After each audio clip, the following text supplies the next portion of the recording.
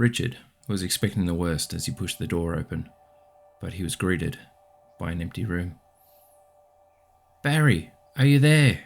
he cried out into the darkness, but he was greeted by only silence. Richard had been trying to call Barry for the last few days, but after a couple of rings, it went straight to voicemail. The door led into the lounge room, where an empty sofa was sitting in the middle of the room. Its dark brown leather was frayed and starting to tear at the seams. It had seen better days, but Barry was a bit of a loner, so he never had anyone over, except for Richard. The bulb dimly lit the room, casting shadows throughout it. They seemed to be alive, reaching and grabbing. The atmosphere felt heavy, like someone was pushing him down into the floor. It was suffocating. Richard struggled to breathe. He stepped past the decaying sofa into the hallway. There was no light here, only more shadows. "Barry, stop messing around. This isn't funny." The words almost didn't seem like his own. At the end of the hallway was a door to his right and one straight ahead. The door to the right was slightly ajar. His steps seemed to be louder than what he expected as he walked down the long hallway. Each step became more difficult as he went deeper and deeper into the darkness. "Barry, come on. This isn't cool, bro." The courage was fading from his voice. Straining his eyes, Richard could see that the door was in fact partially open. Long, dark fingers reached out from the frame, curling around it like snakes seeking its prey. The door slammed shut with a loud bang. Richard felt like his soul had left his body. Without a second thought, he ran to the door and he pushed the handle down. The door would not budge. "Barry, I'm gonna kick your..." His voice was cut off again. A loud knock interrupted his demand. It was so loud, Richard jumped back instinctively. The door was silent for a moment. A second knock, then a third, and a fourth vibrated through the door. Reaching down again, Richard jerked the handle down and he shoved it with all his might, but the door wouldn't move. "Richard!" A voice came from the door next to him. Pivoting on his heel, he spun to see who the intruder was, and he was greeted by another closed door.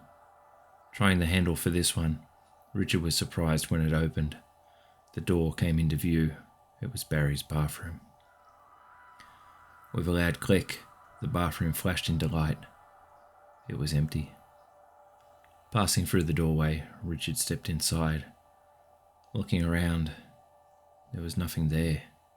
There was no toiletries, no soap, no toothbrush. Nothing. It was barren. The door behind Richard slammed shut with a loud crack, causing him to cry out in panic. He could feel something sinister was happening in this house. He knew he had to escape at any cost. Without another word, he stepped back slightly, and with all his force he kicked the wooden door. It swung open and crashed into the wall. "Richard!" A voice screamed into the night. Not wanting to be there another moment, Richard attempted to flee, but he saw his friend's bedroom was now open. Peering inside, Richard was horrified by what he saw. Next to the window was a black shape. It was darker than the rest of the blackness, and it looked like its feet were not touching the ground, but it was hanging in the air. Something was wrapped around its neck as it stared towards him. It was looped around the top of the window. It looked like a noose. Its head snapped towards Richard. Its eyes were glowing yellow as it stared at him. "Richard, come and join me. Barry did." Its voice growled at him. Richard didn't remember how he got outside. He was sitting in the gutter. His head was in his hands, and he was crying. The tears wouldn't stop. He hadn't cried like this since he was a child. Blue and red lights appeared at the edges of Richard's hands. A car pulled up next to him, and an officer stepped out of the navy blue cruiser. "Sir, who are you and why are you here at this house?" the officer demanded.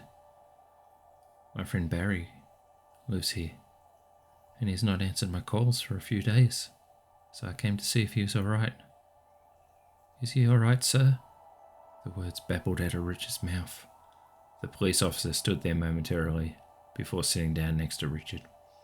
He put his arm around him and pulled him close. Richard sobbed into the officer's shoulder. "I'm sorry to tell you this, but the man who lived in that house, he's not with us anymore. He decided to leave us by his own hand. I was the first officer that found him in his room," the officer said with compassion in his voice. "He left a note, but it didn't make sense. It said someone was trying to harm him, and this was his only way out. Now, son, let me take you home," the officer said, standing, taking Richard by the hand and leading him towards the cruiser. Richard turned to look at his friend's house one last time. In his friend's bedroom window was a pair of glowing yellow eyes, beckoning him to join Barry. Thank you for watching. I hope you enjoyed today's lullaby. If you enjoy my content, please remember to like, comment, and subscribe. I'm trying to be a little bit more routine with my uploads, but I've been rather busy focusing on my short stories on medium.com and Substack. If you wish to support my work, please go to those sites and look for Aswang Mike. And remember, keep watching for what's in the dark.